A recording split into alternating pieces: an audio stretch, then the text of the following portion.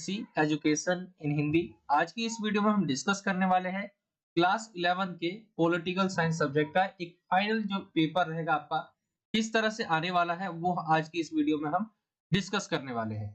और देखिए आपका अभी 10th और 12th क्लास ऐसी क्लास है जिनका प्री बोर्ड एग्जाम हो रहा है, ठीक है, 15 तारीख से उनकी स्टार्ट है। ऐसे में क्लास 9th और 11th का प्री बोर्ड नहीं होता है तो उनका डायरेक्ट जो है एक फाइनल एग्जाम होगा आपका, और ये करीब फरवरी मार्च के करीब हो जाएगा आपका। तो उसके लिए आपके इम्पोर्टेंस जो आपके पेपर रहेंगे वो तो करवाए ही जाएंगे, ठीक है। साथ ही आज हम डिस्कस करेंगे पैटर्न के बारे में क्या रहने वाला है। साथ ही ये आपका एक पेपर रहेगा जिसके अंदर हम पूरा पेपर डिस्कस करेंगे कि आपका पेपर किस तरह से आने वाला है, ठीक है। तो यहाँ पे आप देखेंगे ये हमने खुद बनाया है पेपर में, पहले से बोल के चलूं ये पेपर हमारे द्वारा खुद बनाया गया है, इसमें मेहनत लगी है, तो वीडियो को एंड तक जरूर देखें। आप देखेंगे कुछ इस तरह से जो है फाइनल रहता है जब पेपर, तो लिखा रहता है कॉमन एनुअल एग्जामिनेशन 2022 और 23। इसका यूज हम इसलिए करते हैं ताकि आपको ये लगे कि ये पेपर जो है वो उसके दृष्टि से बनाया जा रहा है, यानी फाइनल एग्जाम के लिए बनाया जा रहा है। क्लास 11 का ये पॉलिटिकल साइंस का, ठीक है। इसके बाद हम और भी आने वाले सब्जेक्ट पे भी डिस्कस करेंगे, लेकिन हम पॉलिटिकल साइंस से स्टार्ट करते हैं। पेपर की बात करें पॉलिटिकल साइंस की तो 3 घंटे का आपका एग्जाम होता है, इसमें 80 नंबर का ये आपका पेपर आता है, ठीक है। और ये जो आपका पेपर होगा इसके अंदर आपकी जो दो बुक है पॉलिटिकल साइंस की, ठीक है, एक तो आपका संविधान वाला है और एक राजनीतिक सिद्धांत वाला है। दो बुक, दोनों में से ही इक्वल इक्वल मार्क्स के जो है आपके क्वेश्चंस पूछे जाएंगे। जैसे कि टोटल आपका 80 नंबर का पेपर है, ठीक है, तो 40 प्लस 40 नंबर के पूछे जाएंगे और 10-10 नंबर का दोनों में से ही प्रोजेक्ट फाइल या जो आपके टीचर्स के पास नंबर रहते हैं वो रहते हैं, तो टोटल 100 नंबर हो जाते हैं। इसके अंदर आगे की तरफ आते हैं हम डायरेक्ट पेपर की तरफ, तो यहाँ पे सामान्य निर्देश के बारे में दिया गया है कि आपका पेपर जो होगा उसका पैटर्न क्या रहने वाला है। यहाँ पे बोला गया है सभी क्वेश्चंस करने अनिवार्य है। यहाँ पे आगे बताया गया है कि 1 से लेकर जो 12 तक क्वेश्चंस होंगे वो आपके जो क्वेश्चंस होंगे वो बहुविकल्पीय क्वेश्चंस होंगे, यानी एमसीक्यू टाइप जो है क्वेश्चंस देखने को मिलेंगे आपको, ठीक है। एक-एक अंक के होंगे ये और 1 से 12 तक आपके बहुविकल्पीय क्वेश्चंस होंगे। आगे बताया गया है 13 से लेके जो 18 तक क्वेश्चंस है ये सारे 2-2 नंबर के हैं और इनका आंसर आपको 50 शब्दों से अधिक अधिक में नहीं देना है। आगे बताया गया है 19 से लेकर 23 तक जो क्वेश्चंस है वो 4-4 नंबर वाले हैं। इनका आंसर आपको 100 शब्दों से अधिक नहीं देना है। आगे है प्रश्न संख्या 26 से लेकर जो 24 से लेकर 26 तक जो होंगे पैसेज होगा, इसके अंदर कार्टून होंगे और मानचित्र होंगे, इस पे आधार पे होगा ये क्वेश्चंस। और 27 से लेके 30 तक जो होंगे ये 6-6 नंबर वाले आपके क्वेश्चंस होंगे, इनका आंसर आपको 170 शब्दों से अधिक में नहीं देना है। और लास्ट में बताया गया है कि 6 अंक के जो क्वेश्चंस होंगे उसके अंदर आपको विकल्प भी दिए होंगे। तो ये पेपर का पैटर्न रहेगा, यानी आपने यहाँ पे आपने देखा एमसीक्यू वाले जो क्वेश्चन रहेंगे वो टोटल 12 रहेंगे, ठीक है। ये रहेंगे एमसीक्यू टाइप वाले। 2 नंबर के जो 2 मार्क्स के क्वेश्चन रहेंगे ये टोटल आप देखें 13 से 18 तक जो है 6 क्वेश्चन जो रहेंगे वो आपके 2 मार्क्स के रहेंगे, ठीक है। इसके बाद 4 नंबर वाले, इसके बाद आपका पैसेज रहता है जिसे आप स्रोत आधारित क्वेश्चंस कह सकते हैं, स्रोत पर आधारित क्वेश्चंस होंगे। कार्टून होगा आपका, मानचित्र होगा और 6-6 नंबर वाले क्वेश्चन आपके लास्ट में है। तो ये पेपर का पैटर्न रहता है पॉलिटिकल साइंस का। सेम इसी पैटर्न से आपका फाइनल एग्जाम भी होगा, ठीक है। और देखिए 11th का अभी तक सैंपल पेपर नहीं आया, फिर भी मैं कंफर्म क्यों होके कह रहा हूँ कि इसी पैटर्न से आएगा, क्योंकि 11th का पैटर्न और 12th का पैटर्न एक ही होता है और 9th और 10th का पैटर्न एक ही होता है। जैसे 12th में अगर पॉलिटिकल साइंस है तो 11th में जो पॉलिटिकल साइंस है पेपर का जो पैटर्न रहेगा वो सेम सेम रहेगा, बट इंग्लिश सब्जेक्ट है उसमें थोड़ा चेंज हो जाता है, बाकी दूसरे सब्जेक्ट में नहीं होता है। तो इसीलिए मैं जो है इतने बता पा रहा हूँ कि यही जो है आपका पैटर्न रहेगा, ठीक है, जो कि 12th और 10th का सैंपल पेपर दे दिया गया है। इंग्लिश मीडियम की बात करें जर्नल इंस्ट्रक्शंस की, तो यहाँ पे इंग्लिश मीडियम में भी मैं आपको पेपर दिखाऊंगा कराऊंगा, ठीक है। तो इंग्लिश मीडियम के बच्चे भी जो कमेंट करते रहते हैं कि इंग्लिश मीडियम में चाहिए, उनके लिए भी इजी होगा, आपको पेपर आप देख पाएंगे, साथ ही में आपको बताऊंगा भी इंग्लिश में। यहाँ पे ऑल क्वेश्चंस आर कंपलसरी, जैसा कि बता दिया। 1 से 12 तक जो क्वेश्चंस होंगे मल्टीपल चॉइस क्वेश्चंस होंगे और सभी क्वेश्चन जो है 1 मार्क्स के होंगे, ठीक है। क्वेश्चन नंबर 13 से लेके 18 तक 2 मार्क्स के क्वेश्चंस होंगे। Answer to this question should not exceed 50 words each, यानी 50 शब्दों से अधिक नहीं आपको लिखना है। क्वेश्चन नंबर 19 से लेकर 23 तक जो होंगे 4 मार्क्स ईच, ठीक है, सारे 4 नंबर के होंगे। Answer to this question should not exceed 100 words. आगे बताया गया क्वेश्चन नंबर 24 टू 26 होंगे। और पैसेज होगा, स्रोत आप जिसे बोल सकते हैं। Cartoons and map based questions होंगे। आंसर जो है अकॉर्डिंगली आपको देना है। सिक्स्थ बताया गया है क्वेश्चंस नंबर 27 से 30 तक है।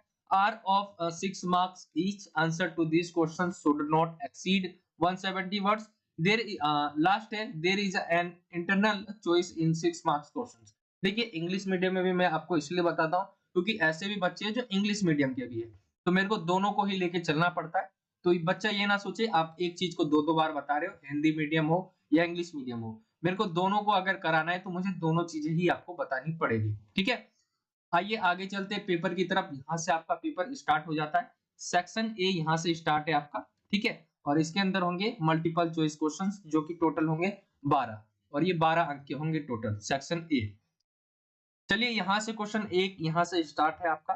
भारतीय संविधान कब बनकर तैयार हुआ, यहाँ पे पूछा गया है। और ऐसे क्वेश्चन जो है आपका संविधान वाला जो चैप्टर है, भारतीय संविधान क्यों और कैसे करके, ठीक है, या संविधान क्यों और कैसे करके आपका चैप्टर है, तो इससे कई तरह के क्वेश्चंस निकलते हैं। और मल्टीपल चॉइस क्वेश्चंस की बात करें, इसके अंदर सिर्फ आपका पूछा गया कब बनकर तैयार हुआ। आपके सामने ये सारे ऑप्शंस हैं, ठीक है। यहाँ पे एक चीज आपको समझ लेनी है, कब संविधान, जब हमारा देश आजाद हुआ, ठीक है, 15 अगस्त 1947 को, ठीक है, इसको आजाद हो गया।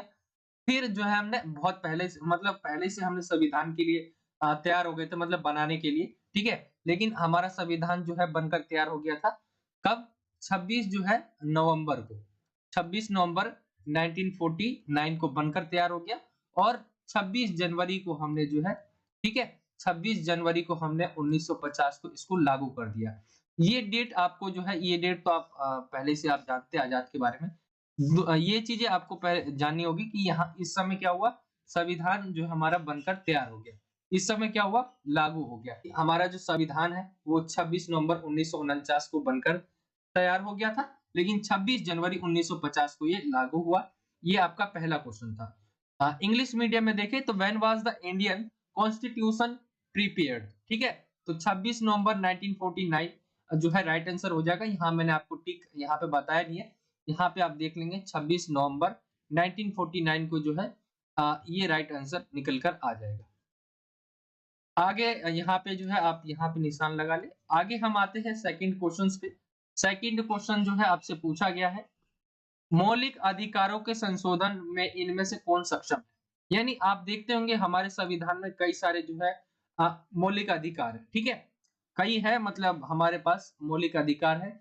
और सक्षम कौन है इसमें संशोधन करने के लिए, यानी हमारे मौलिक अधिकारों में भी संशोधन किया जा सकता है, ठीक है। जैसे आप कई सारे, आप समानता का अधिकार है आपके पास, पढ़ने लिखने यानी शिक्षा का अधिकार है, ये क्या आपके मौलिक अधिकार है। जीवन जीने का अधिकार है।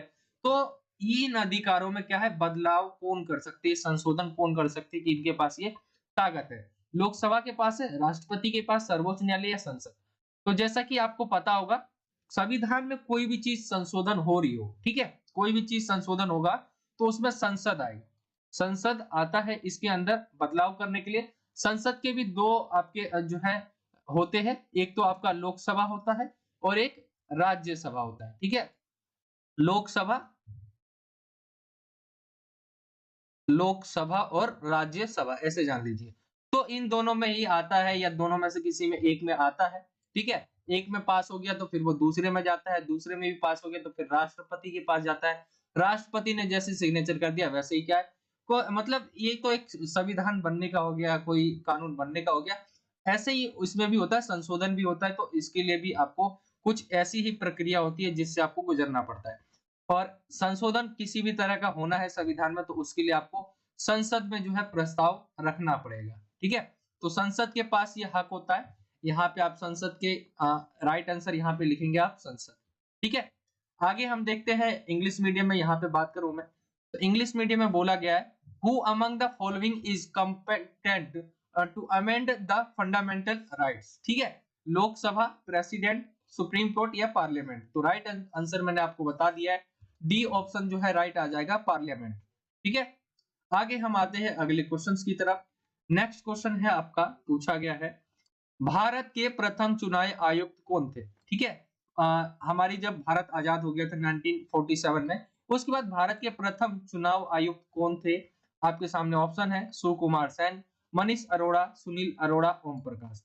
तो राइट आंसर जो निकल कर आ जाएगा आपका का निकल कर आ जाएगा सुकुमार सेन, हमारे जो है पहले जो है चुनाव आयुक्त थे। ठीक है, प्रथम चुनाव आयुक्त कौन थे? सुकुमार सेन। ये क्वेश्चंस बहुत बार पेपर में पूछा जा चुका है प्रीवियस ईयर में, तो इनको आप अच्छे से कर ले। ठीक है, आगे इंग्लिश मीडियम में कुछ इस तरह से पूछा गया है, who was the first election commissioner of India? कौन था? तो वो ऑप्शन ए आ जाएगा राइट आंसर, सुकुमार सेन। आगे हम आते हैं अगले क्वेश्चंस पे। क्वेश्चन है क्वेश्चन नंबर 4, किसने कहा कि राज्यपाल सोने के पिंजड़े में बंद चिड़िया के समान है? ये शब्द जो है किसने कहा है कि राज्यपाल है? अब राज्यपाल होता क्या है थोड़ा ये जान लीजिए। जैसे आप राष्ट्रपति को जानते होंगे, राष्ट्रपति ये क्या होता है? केंद्र स्तर पे होते हैं। ठीक है, यानी केंद्र स्तर पे, लेकिन राज्य स्तर पे भी एक होता है जिसे राज्यपाल कहते हैं। राज्यपाल क्या है? वो राज्य का एक तरह से राष्ट्रपति कह सकते हैं। ठीक है, राज्य स्तर पे होता है ये, और इसको इसकी जो नियुक्ति करते हैं वो केंद्र सरकार के द्वारा ही की जाती है। इसीलिए कहते हैं कि किसने कहा कि राज्यपाल जो है, ये जो राज्यपाल है ये सोने के पिंजड़े में बंद चिड़िया के समान है। यानी बहुत अच्छा पद है इनका राज्यपाल का, लेकिन क्या है ये सोने के पिंजड़े में है, बंद चिड़िया के समान, क्योंकि सारे जो इनके काम है वो केंद्र सरकार ही इनसे कहने के लिए करती है। ठीक है, तो ये है, इसीलिए कहा। ये किसने कहा था? ये वाक्य कहा था जो है का राइट आंसर आ जाएगा सरोजिनी नायडू। ये जो है राइट आंसर है, इनके द्वारा कहा गया, ऑप्शन का राइट आंसर आ जाएगा। ठीक है, आगे हम आते हैं इंग्लिश मीडियम की तरफ। तो पूछा गया who said that the governor is like a bird in a golden cage? ठीक है, तो सरोजिनी नायडू जो है यहाँ पे आर आएगा, तो ये राइट आंसर आ जाएगा ऑप्शन ए। ठीक है, नायडू है, सॉरी ये नायडू मैं भी बोल रहा हूँ गलती से, एन है ये नायडू, तो ये आ जाएगा ऑप्शन ए राइट आंसर। अब आगे हम आते हैं, यहाँ पे कुछ निर्देश दिए हुए, ये क्वेश्चंस के लिए है। क्वेश्चन नंबर 5 और 6 के लिए निर्देश दिए गए, अभिकथन और कारण वाले क्वेश्चंस होंगे, इसके लिए बताया गया है। नीचे दिए गए प्रश्न में दो कथनों को अभिकथन ए और आर के रूप में जो है चिन्हित किया गया है। इन कथनों को पढ़ना है और दिए गए विकल्पों में से सही विकल्प जो है आपको उत्तर चुनना है। इसमें से विकल्प आपको पहले दे दिए गए हैं, और देखिए अभिकथन और कारण वाला ऐसा क्वेश्चन होता है जिसके विकल्प जो होते हैं वो सेम होते हैं। आप देख कभी भी करेंगे, ये वाला जो क्वेश्चन है ये वाला सेम होता है, मतलब विकल्प। अब हम आते हैं कथन और कारण पे। ठीक है, यानी अभिकथन और कारण क्या है। पांचवे का जो अभिकथन बोला गया है, बोला गया भारतीय संविधान में लोकसभा चुनाव के लिए जो है फर्स्ट पास्ट दी पोस्ट, जो सबसे आगे जीत उसकी प्रणाली को अपनाया गया है। ये बात सही है, भारत में इस चीज को अपनाया गया है, जिसको सबसे ज्यादा वोट मिलते हैं वो जीत जाता है। कारण क्या है? भारत जैसे विशाल जनसंख्या वाले देश में इसकी सरलता के फलस्वरूप इसको सर्वसम्मति भी मिली। तो ये सही है, भारत एक बहुत बड़ी जनसंख्या वाला देश है, और यहाँ पे आप देखेंगे कि कुछ सालों में हम जो है चाइना को जो है बीट कर देंगे। जनसंख्या के मामले में भारत जो है नंबर 1 हो जाएगा। तो यहाँ पे आप देखेंगे तो ऐसे चुनाव जो अगर हम कराएं, अगर हम ये ना रखें जो सबसे आगे उसकी जीत, तो इसमें हमें बहुत प्रॉब्लम फेस करनी पड़ती है। और पढ़े लिखे भी बहुत ज्यादा, मतलब ऐसे ऐसे एरिया भी जहाँ बहुत पढ़े लिखे लोग भी नहीं है, तो इसीलिए जो है सबसे ज्यादा जिसको वोट मिलता है वो जीत जाता है, और ये बहुत सरल भी होता है इसका चुनाव करवाना। इसमें ज्यादा प्रॉब्लम्स नहीं आती, इसीलिए भारत ने ये अपना रखा है। तो ऑप्शन इसका जो पांचवे का है वो हो जाएगा क। ठीक है, ए और आर दोनों सत्य है, और आर ए की क्या करता है? सही व्याख्या करता है। तो ऑप्शन जो है आपका का राइट आंसर निकल कर आ जाएगा, इसका पहले वाला सही है। आते हैं हम क्वेश्चन नंबर 6 की तरफ। क्वेश्चन नंबर 6 है, अभिकथन दिया गया है क्वेश्चन नंबर 6 का, भारतीय संविधान को उधार का थैला कहा जाता है। कारण क्या है? भारतीय संविधान में कई देशों से लिए गए उनके संविधान के नियम कायदे कानून है। यानी ये आपका ऑप्शन जो है ये भी राइट आंसर है, इसका ऑप्शन आपका जो है क ही आएगा। ठीक है, ये मैं लिख रहा हूँ वो इंग्लिश मीडियम के लिए है, बाकी का राइट आंसर जो है क निकल कर आएगा। क्यों? भारत का जो संविधान है उसको कहा जाता है उधार का थैला, मतलब उधार के थैला की तरफ, या तो पुष्प की तरफ गुच्छित, यानी एक पेड़ है, ठीक है, और एक पेड़ है जिसके कई सारे जो है फूल निकले हुए हैं, आप कह सकते हैं उसकी तरह पुष्प के भांति है, ऐसा कहा जाता है। देखिए हमारा देश आजाद होता है, उसके बाद जो हम संविधान बनाने के लिए आते हैं, लेकिन संविधान बना पाना बहुत ऐसा नहीं है कि थोड़ा या किसी ने किताबें पढ़ी उठा के लिख दी। उस समय जो संविधान बनाया गया वो हमारा एक तो बहुत कम टाइम था हमारे पास, क्योंकि इतने जनसंख्या को संभालना, बहुत सारी चीजें करना, उसके लिए संविधान जरूरी भी था और बहुत जल्दी बनाना था। ऐसे में हमने उन दूसरे देशों को देखा और उनके संविधान को देखा।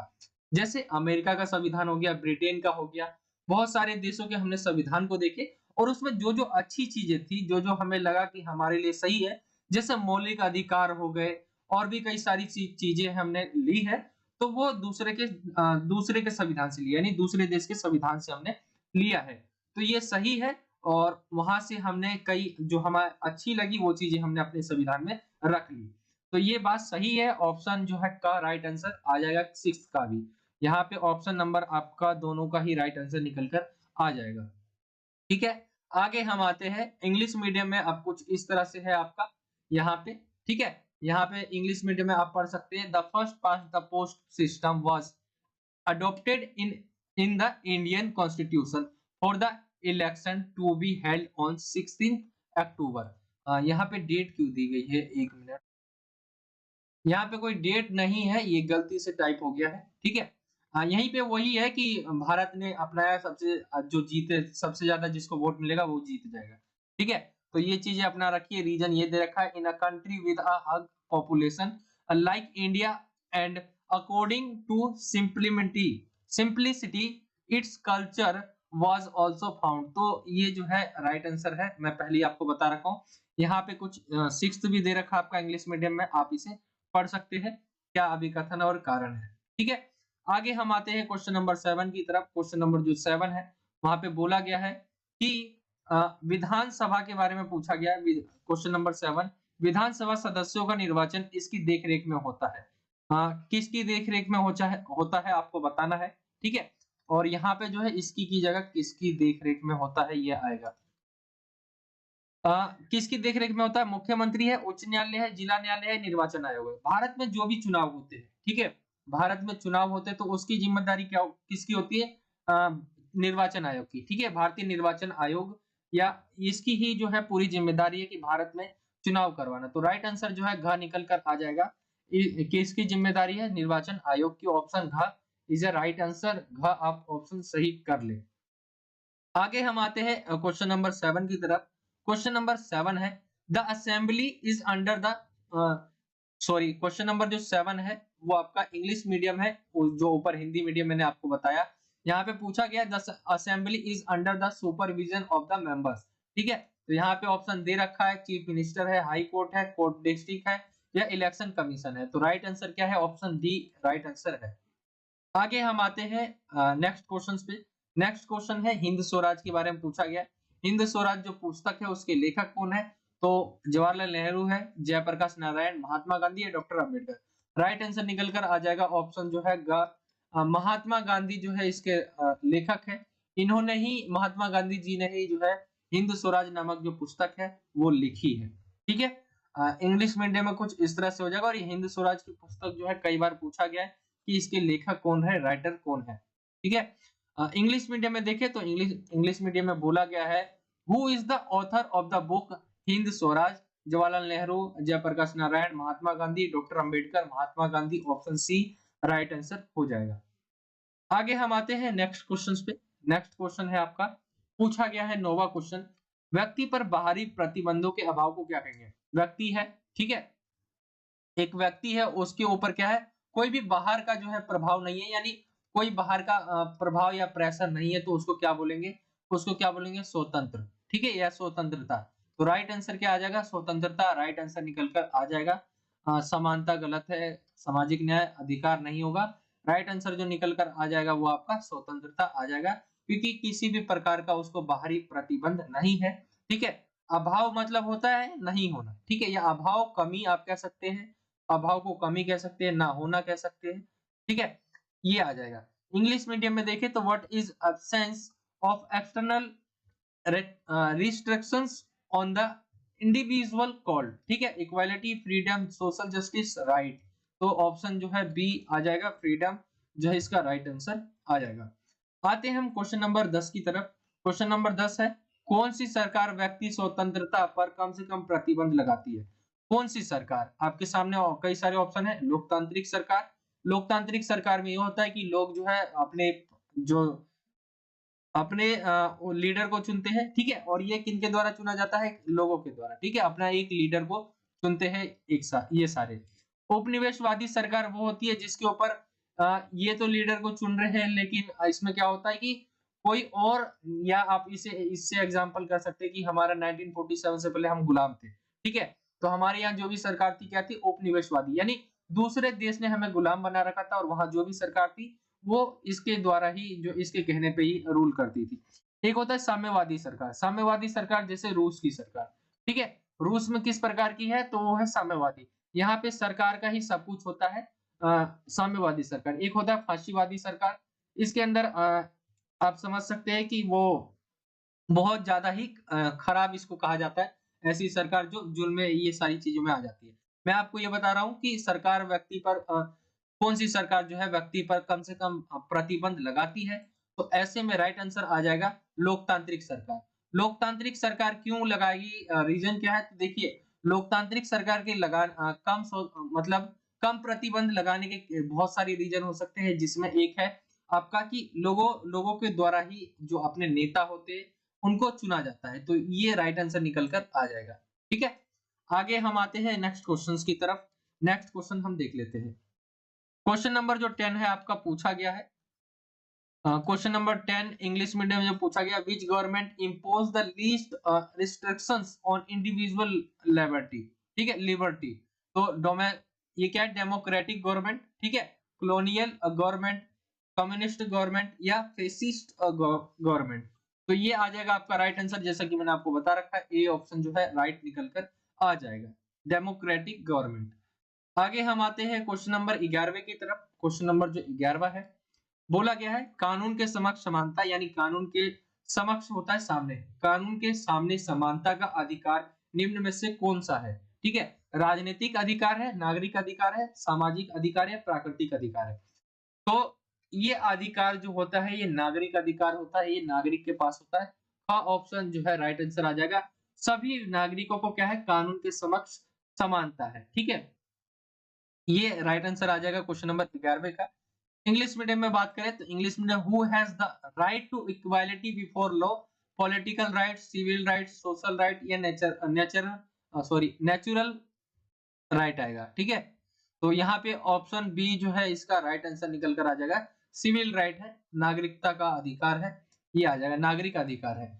आगे हम आते हैं क्वेश्चन नंबर 12वें की तरफ। क्वेश्चन नंबर जो 12वां है, बोला गया है समान कार्य के लिए समान वेतन इस प्रकार के न्याय का अंश है, यानी एक काम है जो समान लोग कर रहे हैं और उसके लिए समान वेतन है। तो मतलब समान लोग से मेरा मतलब है कि कोई काम है वो समान है, लेकिन दो अलग अलग प्रकार के लोग कर रहे हैं, तो इसमें क्या कौन सा जो है ये न्याय का अंश है? राजनीतिक न्याय, धार्मिक न्याय, आर्थिक न्याय या सामाजिक न्याय?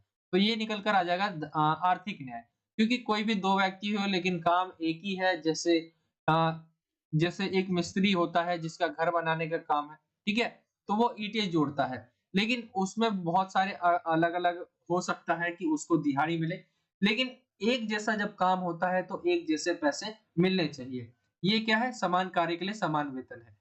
इंग्लिश मीडियम में कुछ इस तरह से है, equal pay for equal work is a part of such justice, economic justice, option C right answer हो जाएगा।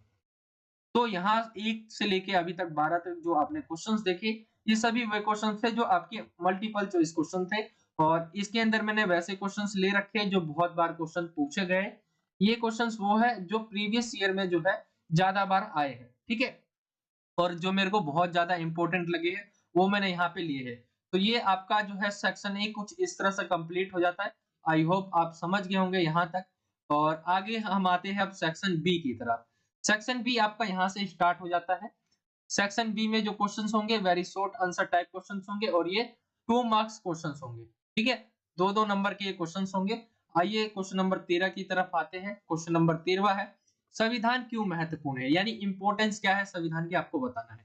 तो देखिए संविधान जो है वो क्या होता है कि भारत के जो भी लोग हैं, ठीक है, भारत में रहने वाले, वो सब पे लागू होता है, ठीक है। तो यहाँ पे आपको संविधान से ही पता चल जाएगा कि वो देश कैसा है, उसमें विकास कैसा होगा आगे चल के।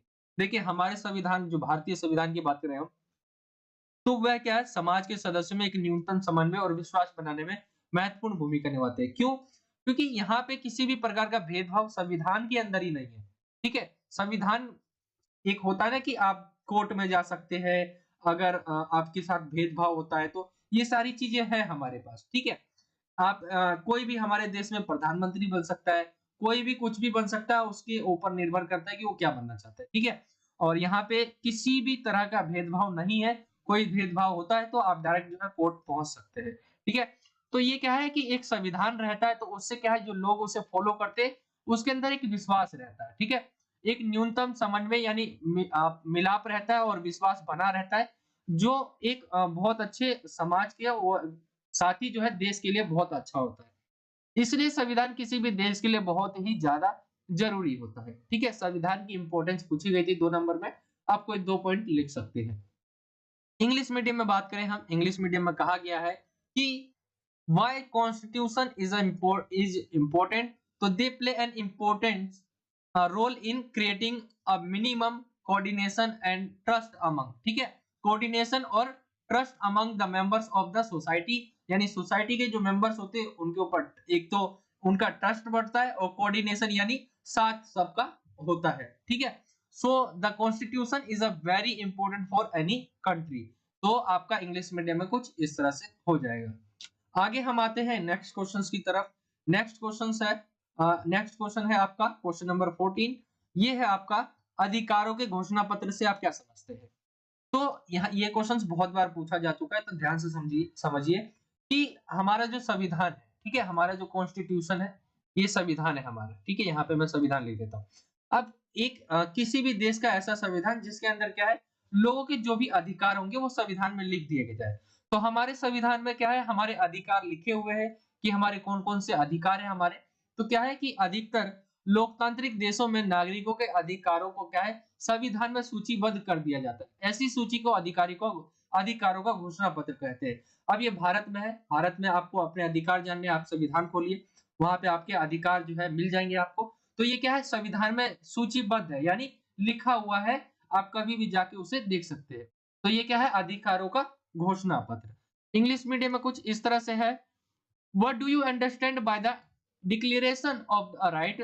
तो इन मोस्ट डेमोक्रेटिक कंट्री, यानी ज्यादातर जो है लोकतांत्रिक देशों में, the right of the citizen are listed in the constitution. Such a list is called the declaration of right, यानी घोषणा पत्र इसको कहा जाता है, क्योंकि वहां पे किसी भी जो संविधान रहता है अगर उसमें सूचीबद्ध कर रखा है, तो हमारे तो संविधान में सूचीबद्ध कर रखा है, अमेरिका का संविधान है उसमें भी कर रखा है, ठीक है। तो ये अधिकारों का घोषणा पत्र होता है। आगे हम आते हैं नेक्स्ट क्वेश्चंस की तरफ। क्वेश्चन नंबर जो 15 है, 15वां, लोकतंत्र के प्रकार बताने हैं, लोकतंत्र के प्रकार, ठीक है। तो लोकतंत्र क्या होता है, यानी लोगों का तंत्र, यानी लोगों के द्वारा चुनी हुई सरकार जो है, वो तरीका है क्या है, लोकतंत्र का। लोकतंत्र के 2 प्रकार होते हैं, ठीक है। एक होता है अप्रत्यक्ष, एक होता है प्रत्यक्ष। यानी एक होता है कि आप व्यक्ति से व्यक्ति जाकर जो है वोट देते हैं, ठीक है। यहाँ पे आपने जिसको वोट दिया है आपके सामने है वो, मतलब सामने नहीं, मतलब आप जो है डायरेक्ट इसे वोट देते हैं कि भाई हम तुम्हें चुनते हैं। लेकिन एक क्या होता है, एक ये है, एक जो है ये इसे चुनेगा जाकर, ठीक है, और ये किसी और को चुनेगा जाकर। तो ये क्या है, अप्रत्यक्ष लोकतंत्र। इसको उसको डायरेक्ट नहीं चुनना है, बल्कि ये इसे चुनेगा और ये आगे जाके देखेगा कि इसको किसे चुनना है।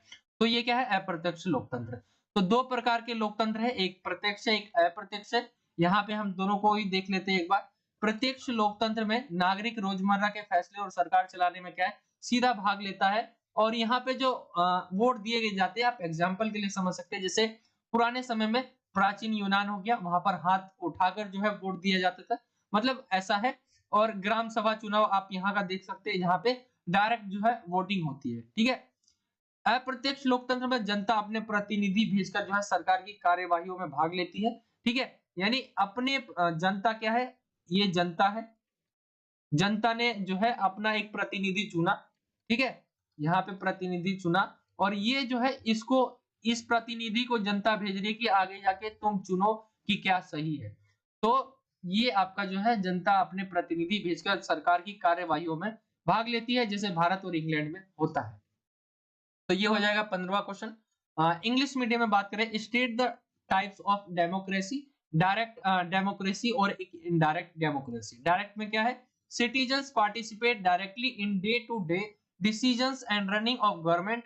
एग्जांपल के लिए एंशिएंट ग्रीक की बात करें हम, विलेज काउंसलिंग काउंसिल इलेक्शंस की बात करें बाय रेजिंग हेड, यानी हाथ उठाकर, एग्जांपल्स के लिए।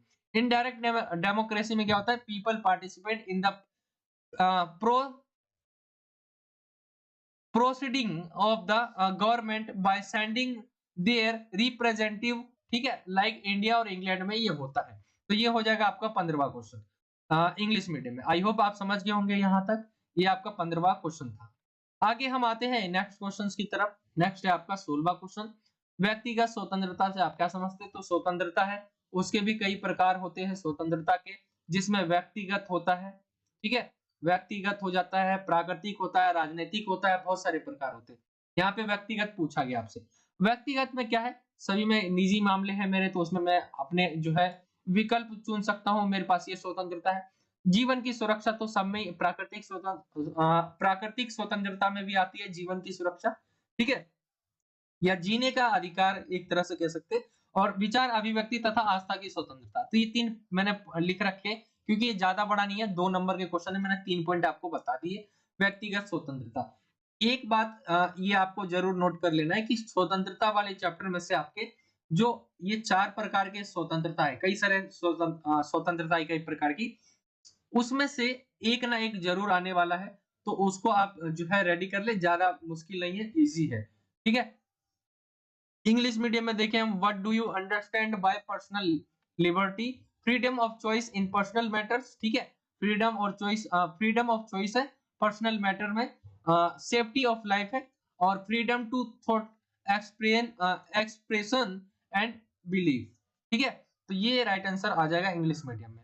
आगे हम आते हैं क्वेश्चन नंबर 17 की तरफ। क्वेश्चन नंबर 17वां है, सकारात्मक कार्यवाही का आपको वर्णन के लिए बोला गया है। सकारात्मक कार्यवाही क्या है, जो कानून बना दिए गए हैं उनको क्या करना, लागू करना, ठीक है, लागू करना। असमानता की जो गहराई है उसको भरने के लिए सकारात्मक कदम उठाए जाने चाहिए, और जो दलित है, वंचित समुदाय, महिलाओं के लिए छात्रवृत्ति तथा हॉस्टल जैसी सुविधाएं जो है प्रदान करनी चाहिए। तो ये आपका जो है आंसर आ जाएगा सकारात्मक कार्यवाही, ठीक है। आगे हम आते हैं इंग्लिश मीडियम में, हम इसको देख ले एक बार। तो इंग्लिश मीडियम में कहा गया है डिस्क्राइब, ठीक है, एफर्मेटिव एक्शंस क्या है, तो यहाँ पे हम देखें the law that have been made should be implement properly, ठीक है, जो भी लॉ बने हुए हैं उनको क्या है, इम्प्लीमेंट करना सही तरीके से। Positive steps should be taken to fill the depth in inequality, जो facilities like sponsorship and hostel should be provided for Dalit deprived community women. तो ये आ जाएगा इंग्लिश मीडियम में, यहाँ पे ये सकारात्मक कार्यवाही वाला आपका है।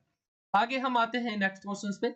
नेक्स्ट जो आपका क्वेश्चन है वो है कानूनी कर्तव्य के बारे में, ठीक है। कानूनी कर्तव्य किसी 2 के बारे में पूछा गया, तो मैंने आपको यहाँ पे 3-4 बता दिए। कानूनी कर्तव्य क्या है, आपके कुछ नैतिक अधिकार भी होते हैं, ठीक है, आपके नैतिक अधिकार जो है या कर्तव्य है। नैतिक अधिकार के 2 पार्ट होते हैं, नैतिक अधिकार, ठीक है, इसके 2 होते हैं, एक आपका जो है नैतिक कर्तव्य और एक कानूनी कर्तव्य। तो नैतिक कानूनी कर्तव्य में जैसे संविधान है उसका हमें सम्मान करना है, राष्ट्र ध्वज है उसका सम्मान करना, और राष्ट्रगान का भी सम्मान करना। कानून जो व्यवस्था है देश के अंदर वो बनाए रखना और देश की रक्षा करना, और भी बहुत सारी चीजें इसके अंदर है। 2 नंबर में मैंने आपको 3-4 पॉइंट रख दिए है, ये 2 नंबर का क्वेश्चन है, ठीक है। इंग्लिश मीडियम में कुछ इस तरह से है, यहाँ पे बोला गया है स्टेट एनी 2 लीगल ड्यूटीज, क्या है, क्या क्या है हमारे पास है, रिस्पेक्ट करनी है हमें कॉन्स्टिट्यूशन की, ठीक है, रिस्पेक्ट करनी है हमें नेशनल फ्लैग की और नेशनल एंथम की, मेंटेन करना हमारे जो लॉ और ऑर्डर है, लॉ एंड ऑर्डर है हमारे देश में उसको, डिफेंस ऑफ द कंट्री, यानी हमें देश की सुरक्षा करनी है, देश की रक्षा करना, तो ये सारी चीजें है आपकी इसके अंदर। तो ये आपका 18 तक जो क्वेश्चन था ये सेक्शन बी का था। आई होप आप इसे भी समझ गए होंगे। सेक्शन ए और बी हमने डिस्कस किए। यहाँ पे हम बात करें तो यहाँ पे हमने जो है 12 नंबर, ठीक है, 12 नंबर के जो एमसीक्यू थे वो डिस्कस कर लिए और 12 नंबर के हमने करीब जो है 2 मार्क्स के जो क्वेश्चन थे, ठीक है, ये डिस्कस कर लिए। तो हमने 24 नंबर का टोटल पेपर हमने डिस्कस कर लिया है और आज यहीं तक रहने देते हैं। फिर नेक्स्ट पार्ट में मैं आपको जो है 4 नंबर से नेक्स्ट जो वीडियो होगी वो 4 नंबर वाले क्वेश्चंस होंगे, उससे हम स्टार्ट करेंगे। और अभी आपका जो है 4 नंबर के साथ-साथ आपका कार्टून रह गया है, उसके अलावा मैप है, स्रोत है, 6-6 नंबर वाले क्वेश्चंस हैं, ये सारे आपके रह गए। तो वो मैं आपको सेकंड पार्ट में पूरा करवा दूंगा। आई होप कि आपको वीडियो अच्छा लगा होगा। वीडियो अच्छा लगा हो तो वीडियो को लाइक करें, अपने दोस्तों में शेयर करें और 11 का हम जो है स्टार्ट कर रहे हैं धीरे-धीरे जो है और करते जाएंगे। अभी टाइम है आपके पास, लेकिन आपके पास पेपर के लिए टाइम है, मतलब मैं इसकी बता रहा हूँ कि मैं आपको पेपर प्रोवाइड करवा रहा हूँ, इसके लिए आपके पास टाइम है। बाकी आपने जो चैप्टर्स नहीं पढ़े हैं उनको पढ़ते रहिए, ठीक है। बीच-बीच में मैं आपके लिए पेपर लेके आता रहूंगा तो उसको आप बीच-बीच में देख लेना। हर एक सब्जेक्ट के मैं आप पहले एक-एक पेपर जो है आपको प्रोवाइड करवा दूं। इससे आपका ये रहेगा कि आपको पैटर्न पता रहेगा कौन सा पेपर किस पैटर्न से आ रहा है, ठीक है। तो ये आपका आज का ये वीडियो था। आई होप कि आपको वीडियो जरूर अच्छा लगा होगा। वीडियो अच्छा लगा तो वीडियो को जरूर लाइक करें, अपने दोस्तों में जरूर शेयर करें इसे, अपने क्लासमेट एंड ग्रुप में जो है जरूर इसे शेयर करें। और नीचे आपको जो है रेड कलर सब्सक्राइब लिखा होगा, आपका ब्लैक कलर के बॉक्स में लिखा होगा, ठीक है, सब्सक्राइब। तो आप उस पर क्लिक करके बेल के आइकन को ऑल पे सेलेक्ट कर लेंगे। इससे जब भी मैं कोई नई वीडियो डालूंगा तो आप तक वो नोटिफिकेशन पहुंच जाया करेगी। वीडियो देखने के लिए आपका बहुत बहुत धन्यवाद। ये था आज का वीडियो। मिलता हूं आपसे अगली और एक्साइटिंग वीडियो में। जब तक के लिए जय हिंद, जय भारत, वंदे मातरम।